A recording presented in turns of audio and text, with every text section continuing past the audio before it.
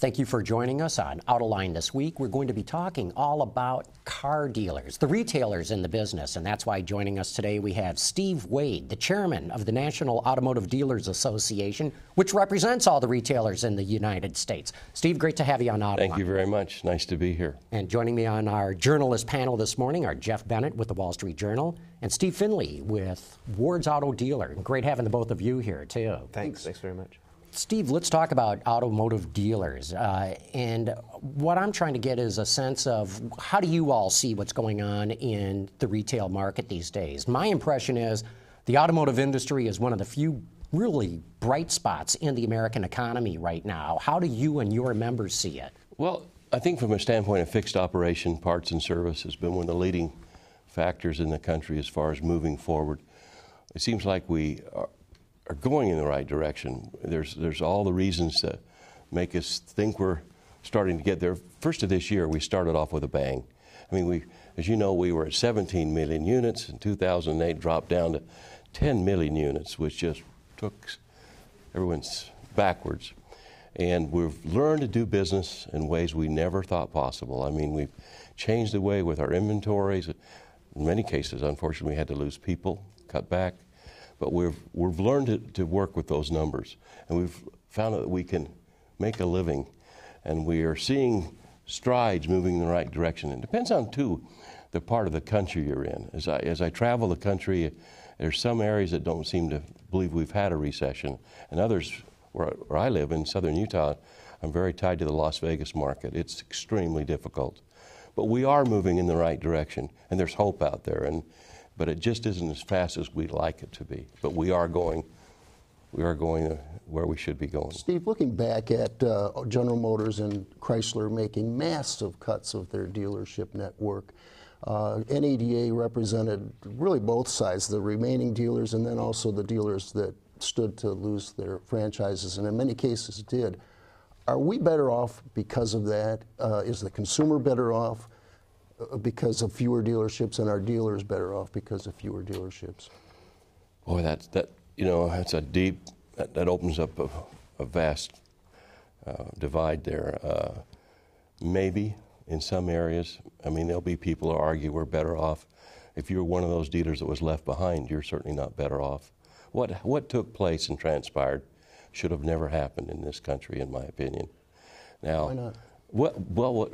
For a man to have a business that's viable and moving forward, and in many cases was making money, and you're told one day your business is worth X, and tomorrow, after they take your franchise away, it has no value at all, or your facility that you had was worth X number of millions of dollars, and now it's worth half its value because it's single purpose, because your franchise was just taken from you.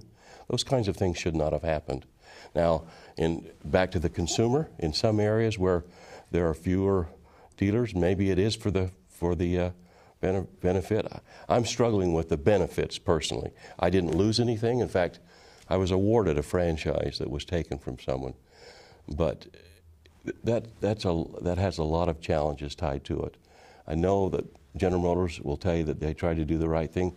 Chrysler was in a position where it wouldn't survive. You know, the government had determined to save General Motors. They determined to let Chrysler go. And if Marchione hadn't stepped up, we would not have a Chrysler today.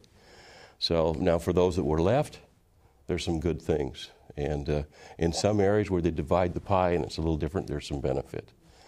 But it's just never been clear to me how cutting your sales outlets helps sales. And you could argue that it certainly doesn't help consumers who have to go farther for service and for cars, and also drives up the transactional price. If you're in a rural area where it was taken and you've got to drive a distance, for General Motors to say, we'll just remove that because it'll help the system and it'll help the other dealer, I think they're going to lose business because of it.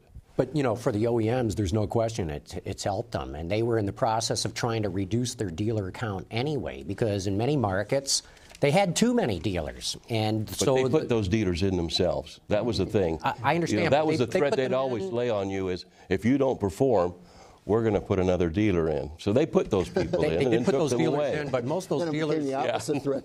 but most of those dealers went in decades ago, before we saw the big onslaught from the importers, which grew the number of dealers in the country. So if you could reverse the clock 30 years, 40 years, absolutely that dealer count made sense, but things changed.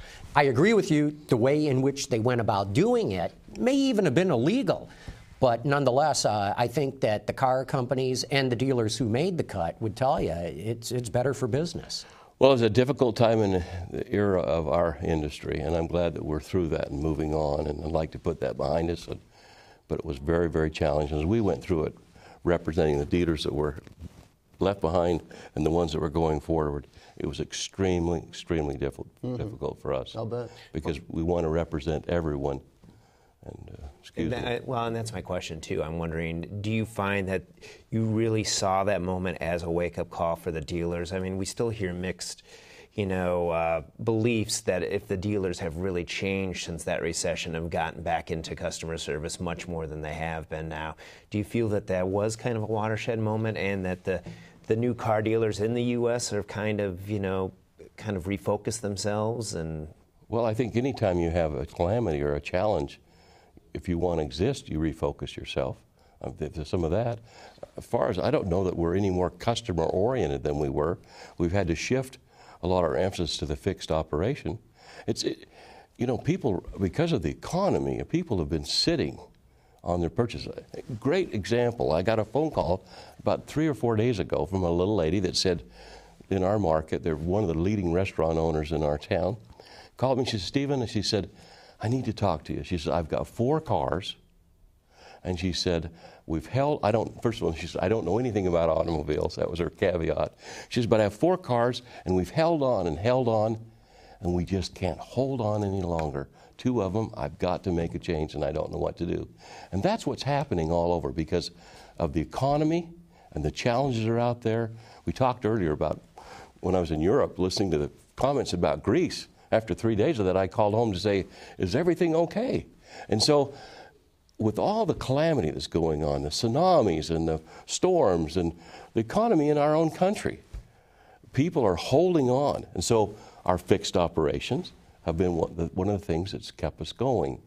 Now, hopefully, as we come out of this country gets its footing and we move continually in the right direction, hopefully we'll get something happening the way we'd like in the front end of these dealerships.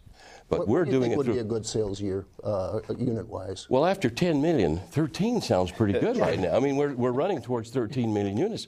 And when I was at 10, when you were at 17, 13 didn't sound good at all. Right now, get me there.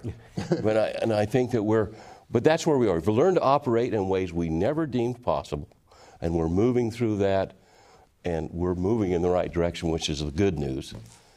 And the industry can make money at 13. They can. Okay. In fact, it was as I attended meetings at the White House with the bankruptcies, their goal, the task force goal, was that we would be able to operate at a 10 million run.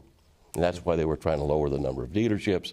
And as you know, they wanted to lower them a lot lower than the numbers we ended up with. Chrysler was presented to us after coming from the White House. The first number they gave us was 1,250 dealers they were going to take. It took 789.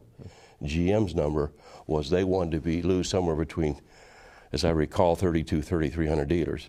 They were first going to try to do that through attrition when we first met with them, when we met with Chairman Wagner. But after coming to the White House, they wanted to just do that quickly. And I think one of the numbers they came up with something like 2,500 or 2,200, and they took far fewer than that, a lot less than that. So, well, you get a room full of dealers, and everybody would agree back then, there need to be fewer dealers, and then, okay, who wants to turn their franchise? Yeah. And nobody raises their hand. So, in a way, it needed a spark point, I suppose. It does, but it should have been done differently, not just taken away. I mean, they should have found ways through attrition. Compensate them somehow. That's right. I mean, this was government confiscation. And in all fairness to GM, they tried. They had a system, and they tried, and they made it. They had a formula, and they tried to do that. Where Chrysler, there was no money, and they just shut the door, basically, and they gave you very little. They bought your parts and a few things. But there's horror stories out there that took place. Steve, one of the things that's always amazed me about this automotive industry is that none of the car executives I've ever met in my life, with one exception, Lee Iacocca, ever came up on the sales side of the business. Most of these executives have never sold a car in their lives, and yet they're constantly telling dealers how to run their business. In fact, I understand that you're doing a study right now trying to evaluate the effectiveness of all these factory programs telling the dealers how to run their business, especially on the amount of money that you spend on your stores to make them look nicer. What can you tell us about that? Well, when I travel, as I travel the country speaking to the dealers of this country, as I open it up for question and answers, Q&A, I'll tell you the first question that comes out of the chute is, what about image programs? There's requirements across this country for dealers to re-image their facilities. And depends on what brand it is. And the challenges are with all brands. But it seems like one company has to have this color and this color of tile and a certain design. And the next one has to have a different color. The one can't, it must be blue. The floor must be blue. And the other one, it must be gray. And some points, it's not gray enough. Or you know what, I don't care for the size of the tile. And it has to have this demographic. Well, we're trying to put rhyme or reason to all that, and it should be based around the return on investment. So we're trying to find something that makes sense, that has, if you spend X number of dollars, it will bring about this kind of return. We're talking about a return for the OEMs, the factories, and for the dealers themselves. It needs to work for everybody. So we've hired a group, a man named Glenn Mercer, who used to be with the McKinsey Group. We've asked him to do a hands-on, independent, arm's-length independent study where he'll go about and visit with the OEMs, he'll visit with the factories, he'll visit with the dealers, he'll visit with the customers, he'll go to restaurant chains like some of the high-end, low-end, talk about what they've done, the results they've had, maybe a Ritz-Carlton and or a Marriott. He'll go to the restaurant industries, talk about those, anything that's people that have done these kinds of things where they are working with the customer. And we're trying to end up with something that's meaningful, that makes sense for all involved, so that you can say that if you'll do this and spend this kind of money, here's the kind of return you should receive. Or if you'll follow through this way, it'll bring about this kind of customer retention or CSI, customer satisfaction. Those are the things these things should be based on. And the pressure is so great here, it's causing people to drive some out of the industry because they won't go further into debt. And you know, from a practical standpoint, General Motors and Chrysler have been forgiven their debt. The dealers of this country are still finding a way to bring themselves out of this. Yeah, you're talking multi-millions of dollars on these programs. Yeah. And you certainly don't want your dealers having places that look like dumps, right? But no excuse for that. The trend seems to be, in terms of consumers, is more and more online shopping, research. I was at a conference just last week where they were talking about how close we're getting to the complete online experience of buying a car, or almost complete. So you could argue that if so much is being done online, and then you just go to the dealership to wrap up business, to finish the transaction, why do you need a Taj Mahal to attract customers who are online? I've heard so many times, well, you can't have a McDonald's franchise unless you have the golden arches. And they're equating to that. It was like when they went to... You don't buy hamburgers online. That's right, you don't. I got an interesting email a couple days ago from a good dealer who's going through the image program. And he could maybe spend maybe $1 million, in some of these cases, large sums of money, $2, $3 million, just to put the banding and the colors they want. And he said, interesting enough, I was getting a letter thinking this is what they're requiring me to do, and it was my report. And I'm at 200% effective here, I'm at 187% effective here, I'm effective, he went down through it was a General Motors, all the General Motors lines. And he says, my facility is beautiful. He said, it's just not the colors they want, the things they want. It seems to me they should be rewarding me for being at better than 100%, instead of saying for me to be what I need to be, I've got to spend this kind of money. And he says, now, well, if I spend that kind of money, will I do better than 100%? Will I be, instead of 187% effective, will I be 190? Those are the questions that we have. And his attitude was, well, maybe they should be rewarding me for being effective and not for the blue tile or the gray tile or the green walls. I would agree that, you know, arguing over how blue is blue or how gray is gray or the size of the tile is stupid.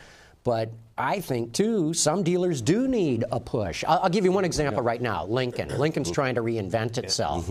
Its retail network is a weakness right now. And if you're going to truly compete against the Mercedes, the BMWs, the Audis, the Lexuses that have spent the big bucks, and you go there and it's a Taj Mahal, it is.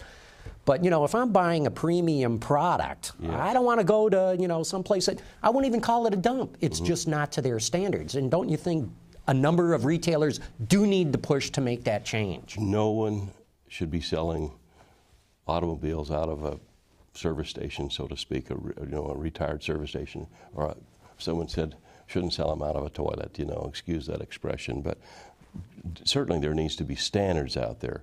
But forgive the reference, I've just built a new store that's just now 4 years old. It's bright and shiny and beautiful.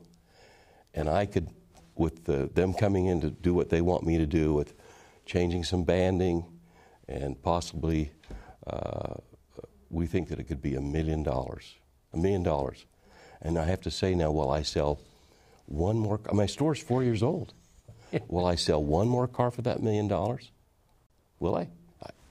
I asked the factory. Probably not. I asked the fellow from the factory sitting right across from me, "Do you think I'll sell one more car?" And he said, "No." So, Steve, what is really the belief? Like the McDonald's example, McDonald's believes you put the restaurant, you make them all the same, so it gives the customer the same feeling. Like you make the Lincolns all the same, you make Chryslers all the same. Do most of the dealers think you should just have kind of a facade that's the same and then allow the dealer to go and do what he wants locally? Or where do you think the mix? That's why we're having this study. I'm hoping this study is meaningful to everybody. I'd like to be able to use the study to go to the dealer that's challenged with this and say, now, wait a minute. Here's what the study shows. Climb aboard. I'd love to be able to go to the factory and say, now, wait a minute. Look at this study. Get aboard. That's what we're trying to accomplish here. I don't have all the answers for this. I just know that I don't know that one size fits all.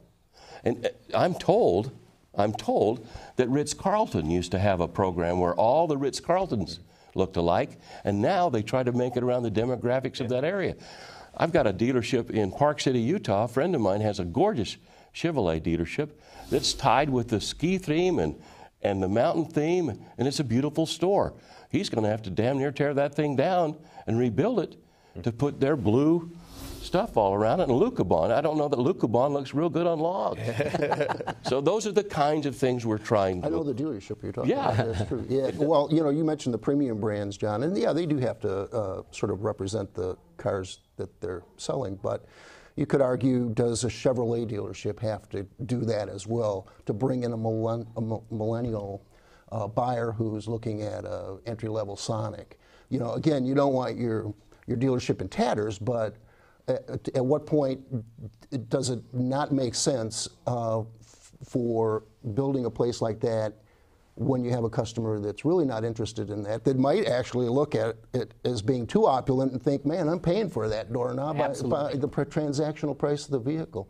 So it's a real touchy issue. It's an interesting one, too. And it's the other irony, or maybe it's not an irony, but it's the manufacturers insisting that the dealers spend the money. You know, it's like, you spend your money on this program. And well, don't they help you in that? Don't they provide financing and the like? It depends on, well, they all have a program, you know, with some of the imports. We'll give you more product. But now I'm in GM, took away some of our discount and then gave it back to us a different way and said we're helping pay for it. Well, it came from our original discount. But again, it's so wide. This thing is not simple. One of the dealers that called me again, and I'm telling you, I'm flooded with these calls. And one of them said to me, I've just asked them, if I'm going to spend $1 million or $2 million, I don't know what the number was, are they going to supply me some product? Because I don't have enough product now. Are you going to give me enough product to help give me an ROI? That's what we say this should be involved with, is giving you a return on your investment for them and for us.